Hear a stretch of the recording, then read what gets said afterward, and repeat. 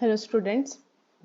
In our previous video, we discussed about idiosyncratic reactions, tachyphylaxis, drug addiction, and in this video, we are going to discuss about pharmacokinetics. So what is pharmacokinetics? Pharmacokinetics is what the body does to the drug is known as pharmacokinetics. जब भी हम कोई भी drug administer कर रहे हैं तो हमारी बॉडी ने उस ड्रग के रेस्पेक्ट में कैसा एक्शन दिखाया, क्या चेंजेस बॉडी में आया, तो उन सारी चीजों की स्टडी करना is known as pharmacokinetics. Second point is it refers to the movement of drug into, drug का मूवमेंट होना हमारी बॉडी में through and out of the body.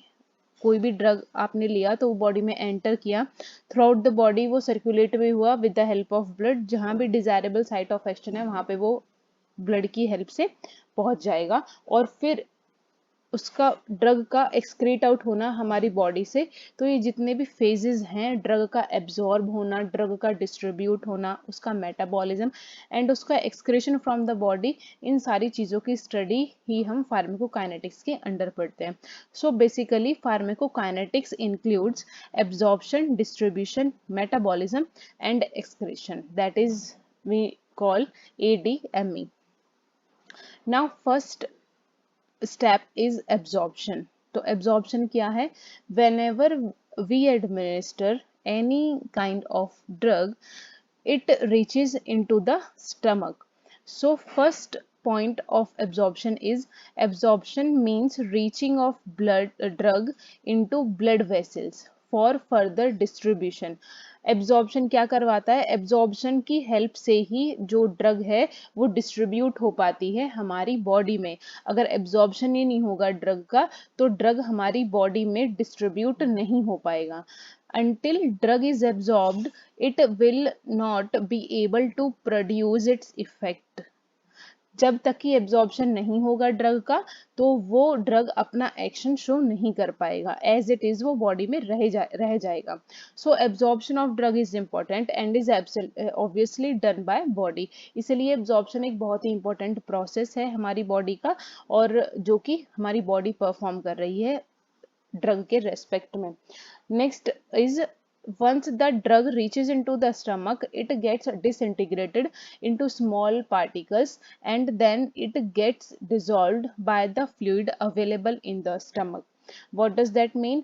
कि जब भी हम कोई भी ड्रग एडमिनिस्टर कर रहे हैं तो सबसे पहले वो ड्रग कहाँ पे जाएगी? स्टमक में रीच करती है वो, और स्टमक में उस ड्रग का डिसइंटीग्रेशन होना स्टार्ट हो जाता है. For example, if you administer any tablet, तो वो टैबलेट कहाँ पे जाएगी? स्टमक में जाएगी और स्टमक में उसका डिसइंटीग्रेशन स्टार्ट हो जाएगा.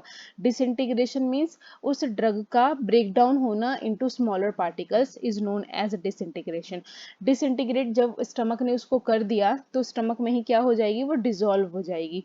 डिसॉल्व कैसे होगी? स्टमक में जो फ्लूइड प्रेजेंट था पहले से ही, तो वो फ्लूइड में जो डिसइंटीग्रेटेड पार्टिकल्स थे टैबलेट के वो डिसॉल्व हो जाते हैं. डिसॉल्व होने का पर्पस क्या है?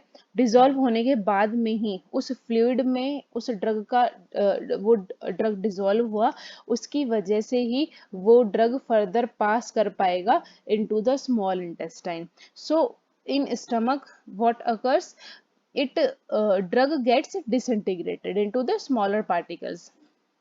Next point is, then these drug moves towards a small intestine from where they usually get absorbed into the circulation.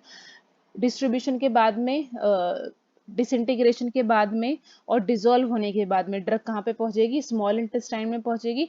और स्मॉल इंटेस्टाइन में पहुंचने के बाद में स्मॉल इंटेस्टाइन से ब्लड वेसल्स क्या कर लेती हैं? एब्जॉर्ब करवा लेती हैं उस ड्रग को और वो सर्कुलेशन में फिर पहुंच जाता है ड्रग.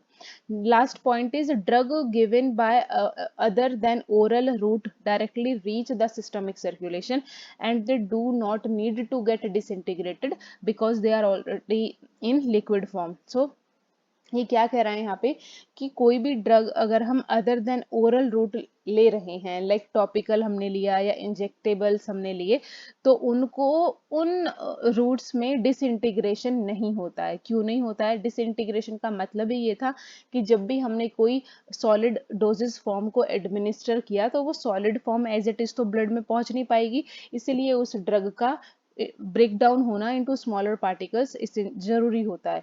तो बट ये कह रहा है यहाँ पे कि अगर हम अदर देन ओरल रूट लेते हैं तो उसमें क्या होता है, डिसइंटीग्रेशन नहीं होता क्योंकि वो ऑलरेडी लिक्विड फॉर्म में है। और डिसइंटीग्रेशन हो इसीलिए रहा था क्योंकि सॉलिड फॉर्म को वो लिक्विड फॉर्म में कन्वर्ट करवाता है ये प्रोसेस। सो यहाँ पे इसने यही बताया कि अदर देन ओरल रूट अगर आप ले रहे हैं तो डिसइंटीग्रेशन प्रोसेस नहीं होता है उसमें, और डायरेक्टली वो अगर आप पेरेंट्रल्स ले रहे हैं तो वो डायरेक्ट सर्कुलेशन में पहुंच जाता है blood, sorry drug. Next process is distribution. After absorption, distribution occurs, distribution of that drug. So what is distribution? Drug distribution can be defined as the movement of drug between blood and extra vascular tissues. So distribution क्या था, नाम से ही indicate हो रहा है कि जब absorption हो गया ड्रग का, स्मॉल इंटेस्टाइन ने क्या करा, ब्लड वेसल्स को उस ड्रग को दे दिया ताकि ब्लड में वो जब जाएगा ब्लड तो थ्रू आउट द बॉडी वो सर्कुलेट हो जाएगा। तो थ्रू आउट द बॉडी जो सर्कुलेट हुआ है, डिस्ट्रीब्यूट हुआ है बॉडी में वो drug with the help of blood, उसको हम कहते हैं डिस्ट्रीब्यूशन। सो डिस्ट्रीब्यूशन में ये क्या कह रहा है, ये मूवमेंट ऑफ ड्रग होता है between blood and extra vascular tissues में। As drug absorption occurs, drug transfers to the blood resulting in the concentration gradient across the capillaries, allowing filtration of drug into the interstitial fluid। ये कह रहा है जैसे कि absorption में हुआ था, एब्जॉर्प्शन के बाद में क्या होता है, ड्रग का ट्रांसफर हो जाता है ब्लड में, और ब्लड में with the help of concentration gradient और अक्रॉस द कैपिलरीज उन ड्रग्स का ट्रांसफर हो जाता है। कहाँ पे ट्रांसफर होगा, ब्लड वेसल्स में होगा, और ये कैपिलरीज की वहां पे बात कर रहा है। The accumulated drug in the interstitial fluid derives its passive diffusion into tissues and organs। अब जो accumulated drug था जो ब्लड में पहुंचा था वो कहाँ पे चला जाएगा, interstitial fluids में चला जाएगा, और with the help of passive diffusion जहाँ पे भी उसकी desirable site है, टिश्यू है, organ है, वहां पे वो रीच कर जाएगा। that is distribution। reaching at the desirable site, इसको हम क्या कहते हैं, डिस्ट्रीब्यूशन कहते हैं। Drug distribution is usually varied and depends on several factors such as blood perfusion, tissue binding, regional pH, cell membrane permeability. तो ये कह रहा है कि ड्रग का डिस्ट्रीब्यूशन होना ये वेरी करता है। वेरी कैसे करता है, ड्रग की प्रॉपर्टी पे भी वेरी करता है। एक ड्रग जल्दी डिस्ट्रीब्यूट हो गया तो दूसरा ड्रग अगर आप ले रहे हैं तो वो इतना जल्दी डिस्ट्रीब्यूट ना हो। So it depends on the chemical properties of the drug, and also it depends on the body functioning of the patient who is administering that drug। तो ड्रग डिस्ट्रीब्यूशन इसीलिए वेरी कर जाता है। एंड और ये किन चीजों पे डिपेंड करता है ड्रग का डिस्ट्रीब्यूशन, ब्लड के परफ्यूजन पे, टिश्यू की बाइंडिंग पे, कितना ज्यादा ड्रग बाइंड कर पा रहा है टिश्यू, कितना ज्यादा ड्रग बाइंड कर पाया टिश्यू के साथ में। अगर वो ज्यादा बाइंड कर पाएगा टिश्यू के साथ में, इसका मतलब ये है कि वो ज्यादा असर अपना दिखा पाएगा। सो रीजनल पीएच कितनी है जहाँ पे ड्रग डिस्ट्रीब्यूट हो रहा है, सेल मेम्ब्रेन की परमिएबिलिटी कितनी है, सेल की मेम्ब्रेन कितना अलाउ करवा पा रही है ड्रग को inside the cell, and additionally the rate at which a drug enters into the tissues depends on the flow of the blood to the tissues। ये कहता है कि जो ड्रग का एंटर करना होता है टिश्यूज में, ये डिपेंड करता है उस टिश्यू में कितना फ्लो से ब्लड फ्लो कर रहा है, कितनी स्पीड से ब्लड फ्लो कर रहा है। तो जितनी ज्यादा स्पीड रहेगी ब्लड की फ्लो करने की, उतना ही ज्यादा क्या होगा, ट्रांसफर हो पाएगा, या उतनी ही जल्दी ड्रग एंटर कर पाएगा inside the cell. So these are the factors at which drug enters into the tissue। First was the flow of the blood into the tissues, second is mass of tissues and the barrier existing between blood and the tissues। कि क्या barriers है, ऐसी तो कुछ रुकावट नहीं है जो टिश्यू जो ड्रग को अलाउ नहीं कर पा रही है सेल के अंदर जाने के लिए, टिश्यूज के अंदर जाने के लिए। तो इन सारे फैक्टर्स को देखते हुए क्या डिसाइड होता है कि ड्रग कितना डिस्ट्रीब्यूट हो रहा है डिजायरेबल साइट पे। Now third process is metabolism, and metabolism is also known as biotransformation। So what is the meaning of biotransformation? If we divide this word into two terms, first is bio and second is transformation। And what does the meaning of bio? Bio is meaning in living organism, and transformation means transfer या conversion of one form of drug या one form of any substance into the another substance, into the another form of substance, and here the substance we are talking about is drug. So conversion of one form of drug into the another form of drug is known as transformation. Overall it is biotransformation because it is occurring in living organisms, that's why we are saying it biotransformation. Second point is now कहाँ पे biotransformation होता है, तो biotransformation कहाँ पे हुआ, principal site क्या है बायोट्रांसफॉर्मेशन की, लिवर है। लिवर रिस्पॉन्सिबल होता है ड्रग के मेटाबॉलिज्म के लिए। एग्जैक्टली मेटाबॉलिज्म है क्या, किसी भी ड्रग का कन्वर्ट होना एक फॉर्म से दूसरी फॉर्म में, उसको हम मेटाबॉलिज्म कहते हैं या फिर बायो ट्रांसफॉर्मेशन कहते हैं। इसका कन्वर्जन होने की जरूरत क्या है एक फॉर्म से दूसरी फॉर्म में, कोई भी ड्रग जब आप एडमिनिस्टर कर रहे हैं तो डिस्ट्रीब्यूट होने के बाद में वो किसी टिश्यू तक पहुंची जहां पे भी उसकी डिजायरेबल साइट थी और वहां पे उसने अपना एक्शन दिखाना स्टार्ट कर दिया। एक्शन दिखाने के बाद में उस ड्रग का हमारी बॉडी से एक्सक्रीट आउट होना भी जरूरी होता है, क्योंकि अगर वो ड्रग स्टे कर जाएगी हमारी बॉडी में for longer duration of time तो वो ड्रग क्या कर देगी, टॉक्सिसिटी कॉज कर सकती है हमारी बॉडी में।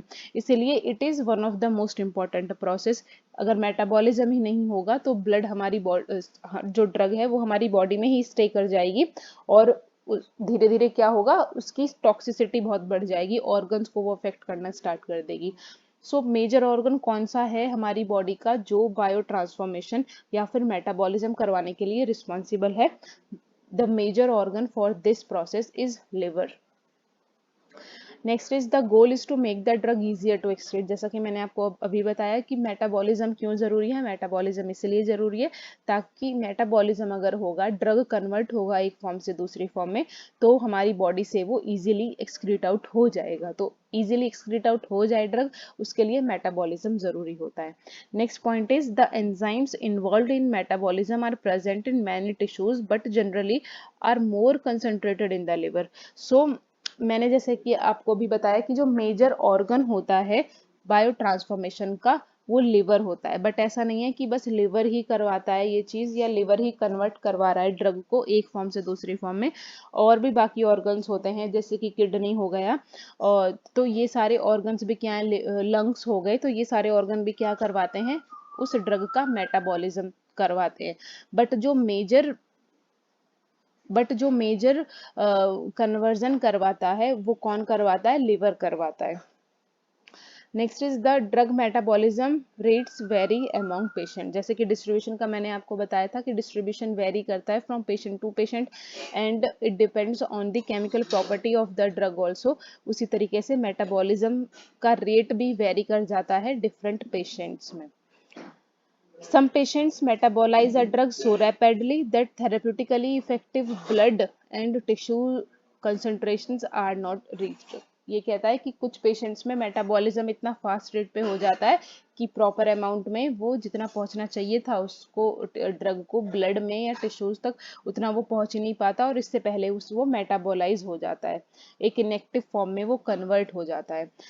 In others, metabolism may be slow that usual dose have toxic effect. और कुछ पेशेंट्स में ऐसा होता है कि मेटाबॉलिज्म इतना ज़्यादा स्लो हो रहा है।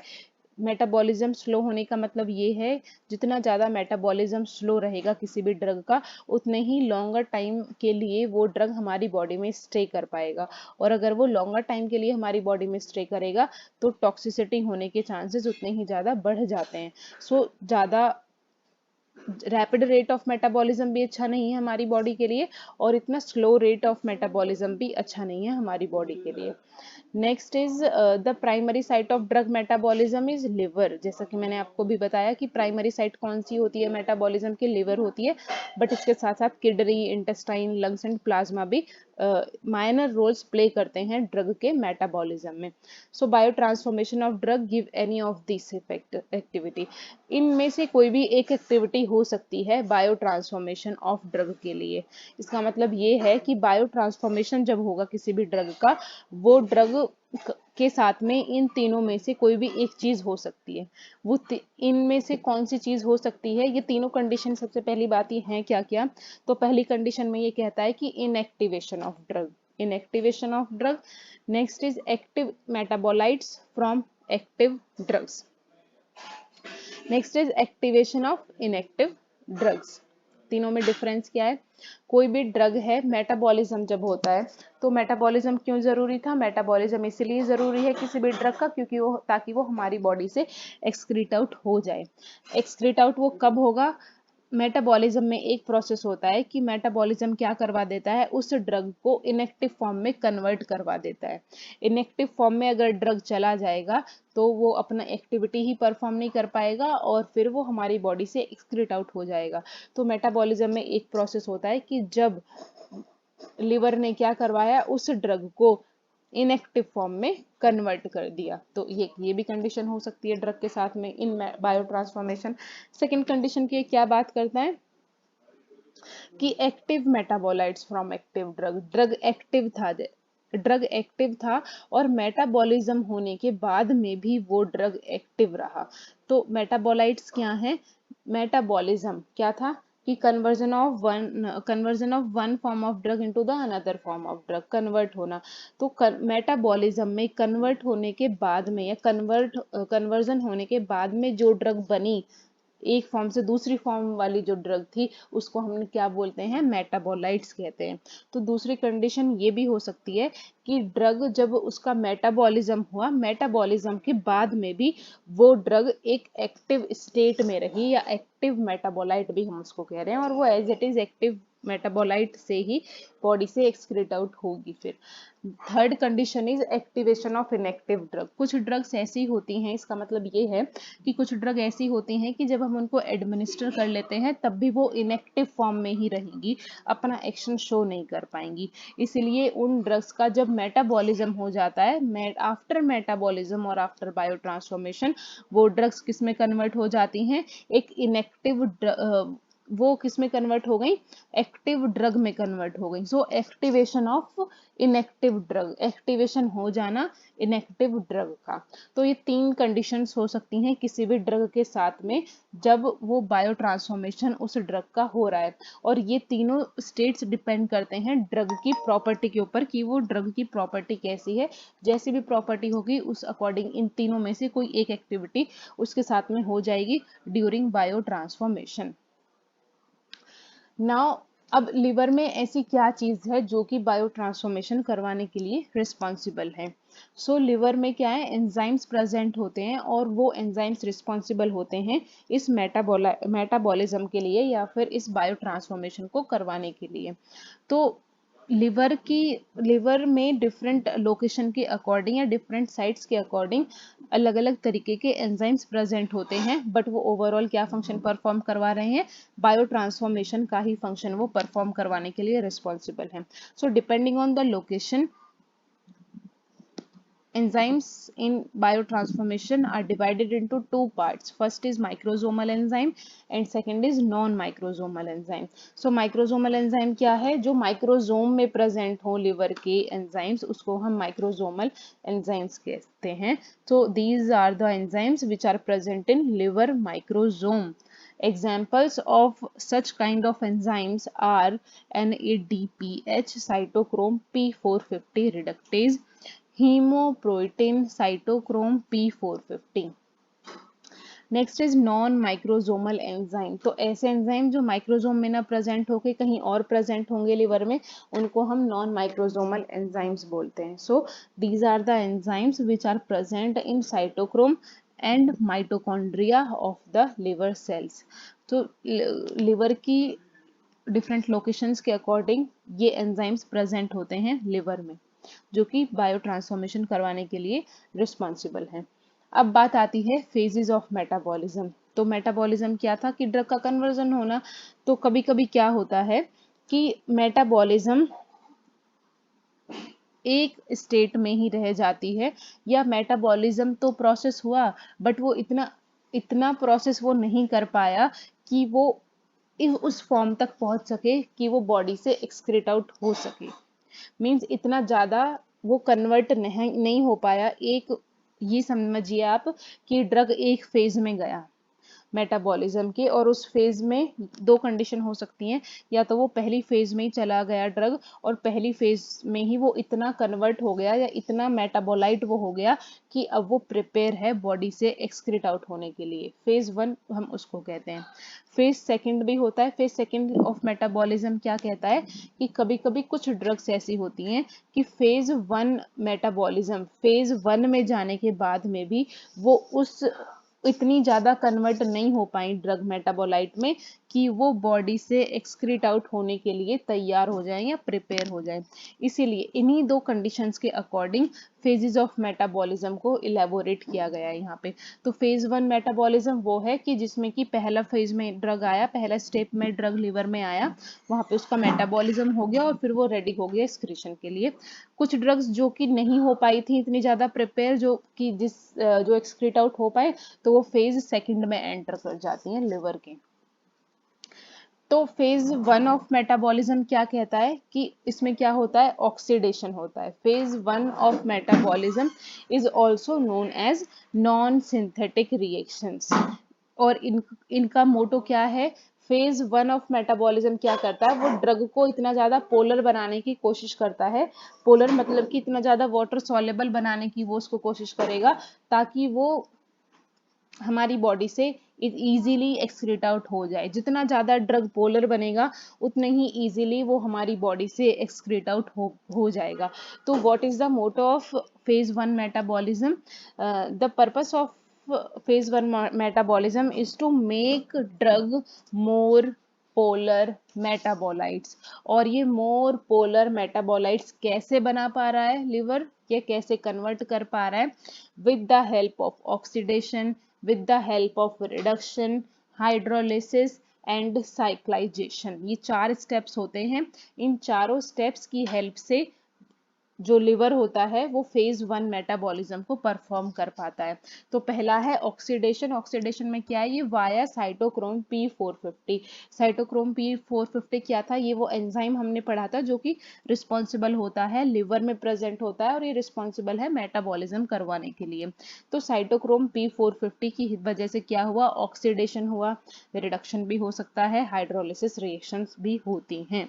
सेकेंड पॉइंट ये कहता है कि phase 1 reactions convert a parent drug to more polar active metabolites by unmasking और inserting a polar functional group. अब ये जो हमने यहाँ पे पढ़ा, रिडक्शन हुआ, हाइड्रोलिसिस हुआ, ऑक्सीडेशन हुआ, इन सब का पर्पस क्या है? इन सब का पर्पस यही होता है कि वो ड्रग को ज्यादा से ज्यादा पोलर बना सकें, ज्यादा से ज्यादा वाटर सॉल्युबल बना सकें। और ऐसा कैसे वो कर पाती हैं, वो उस ड्रग के साथ में, वो जो एक्टिव मेटाबोलाइट्स है उसके साथ में वो कोई भी पोलर फंक्शनल ग्रुप को अटैच कर देती हैं, इंसर्ट कर देती हैं। और इनमें से कोई भी एक ग्रुप जब अटैच होगा उस ड्रग के साथ में तो वो ड्रग पोलर बन जाएगा। पोलर बनने का मतलब ये है कि now that drug is ready to excrete out from the body. तो ये भी एक फेज है कि एडिशन हो जाना या inserting a polar functional group into the drug metabolite ताकि वो बॉडी से एक्सक्रीट आउट हो पाए। थर्ड ये कहता है geriatric patients have decreased phase 1 metabolism. So जो ओल्डर पर्सन्स होते हैं उनमें क्या होता है, फेज 1 मेटाबॉलिज्म डिक्रीज हो जाता है। इसका मतलब ये हुआ कि उनकी बॉडी में फेज 1 मेटाबॉलिज्म डिक्रीज हो गया। दैट मीन्स कि वो अच्छे से फंक्शनिंग नहीं कर पा रहा है। वो जो ड्रग है वो फेज 1 में जब ड्रग का मेटाबॉलिज्म स्टार्ट हुआ तो फेज 1 इतना ज्यादा एक्टिव नहीं था कि वो ड्रग को यहीं पे इतना ज्यादा पोलर कर दे कि वो बॉडी से एक्सक्रीट आउट हो जाए। उसका मतलब ये हुआ कि अब ऑब्वियस है कि drug phase second of metabolism में एंटर करेगा। सो जो जीरियाट्रिक पेशेंट्स होते हैं उनमें डिक्रीज हो जाता है फेज 1 मेटाबॉलिज्म।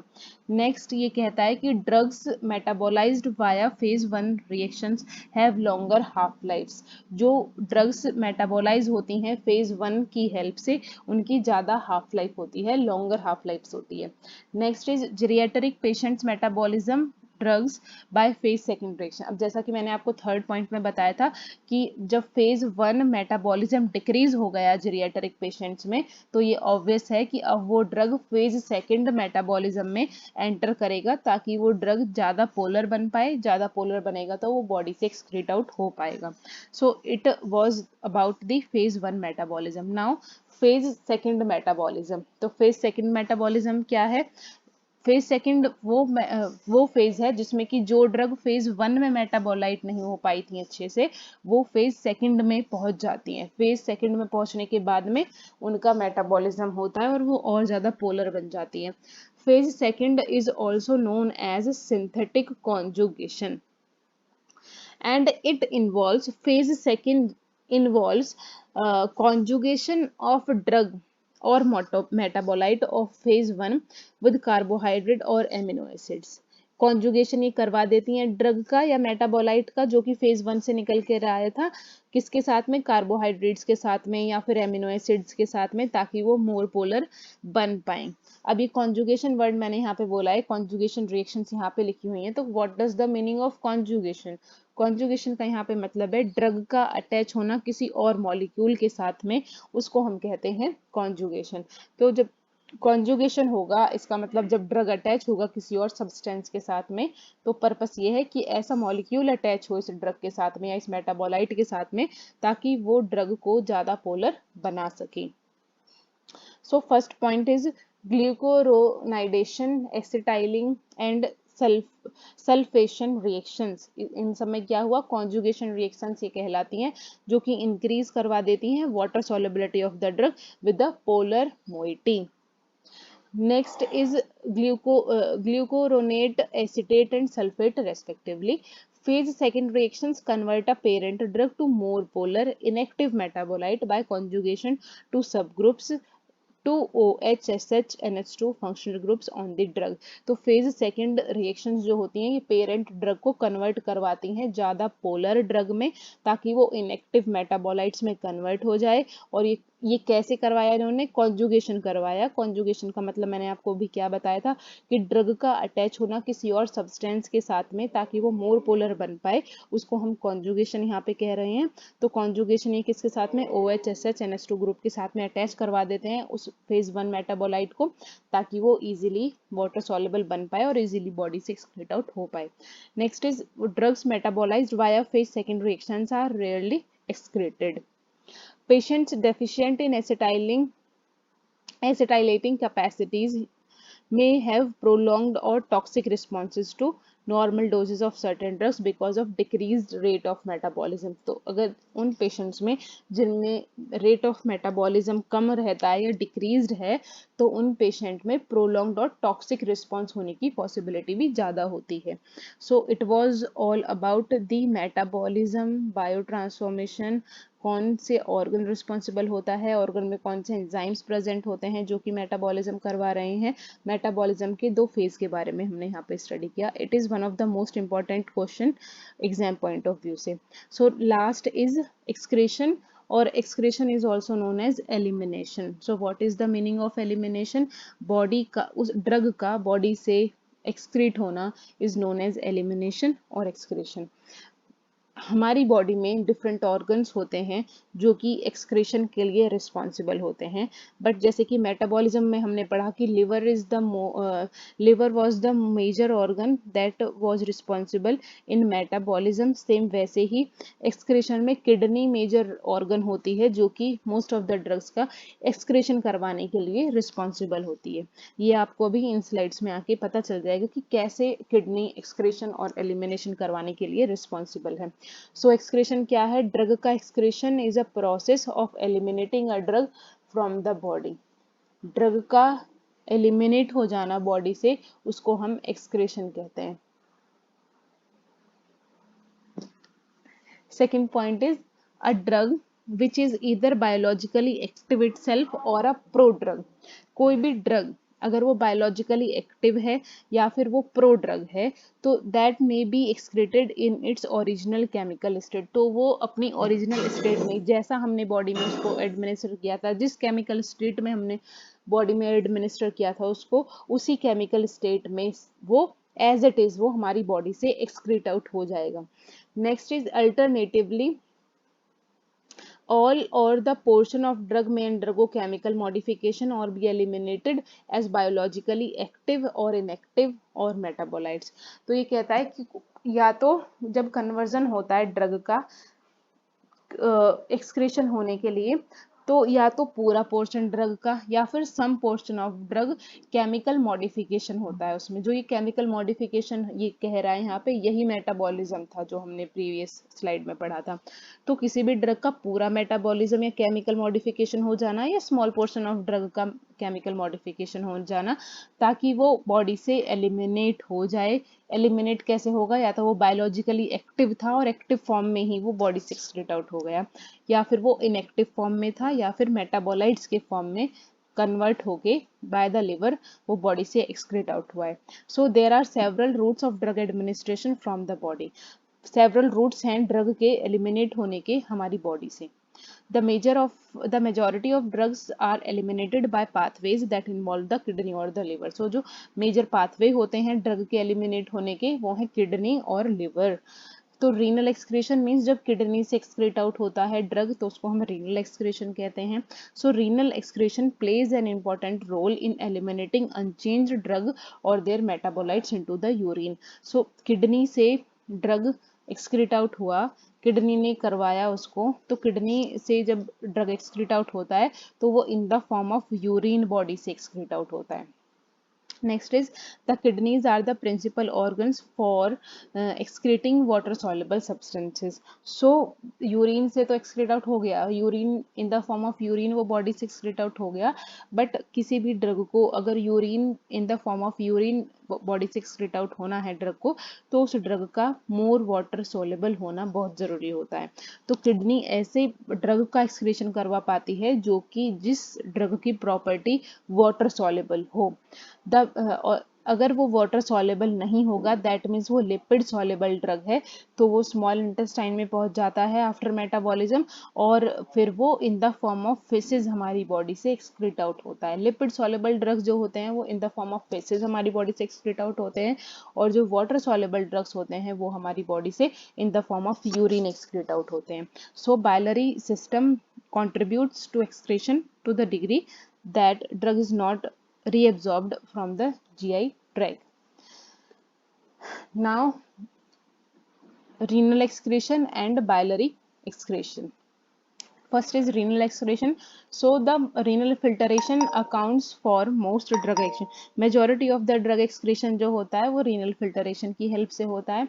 renal filtration की help से कैसे हुआ था? about 1/5 of the plasma reaches the glomerulus is filtered। glomerulus kidney में प्रेजेंट होता है, तो 1/5 ऑफ द प्लाज्मा जो है वो रीच करता है ग्लोमेरुलस में। ग्लोमेरुलस किस लिए रिस्पॉन्सिबल है? जितना भी हमारा ब्लड है उसको फिल्टर करवाता है। तो किडनी में जाके हमारा ब्लड फिल्टर होता है, और किडनी में कौन रिस्पॉन्सिबल है उस चीज के लिए? ग्लोमेरुलस रिस्पॉन्सिबल है। तो ग्लोमेरुलस ने फिल्टरेशन करवाया उस प्लाज्मा का through pores in the glomerulus endothelium. कैसे करवाता है? एंड ग्लोमेरुलस में पोर्स प्रेजेंट होते हैं, उन पोर्स की हेल्प से, उन छेद की हेल्प से ड्रग फिल्टर आउट हो पाता है, या फिर वो प्लाज्मा फिल्टर आउट हो पाता है।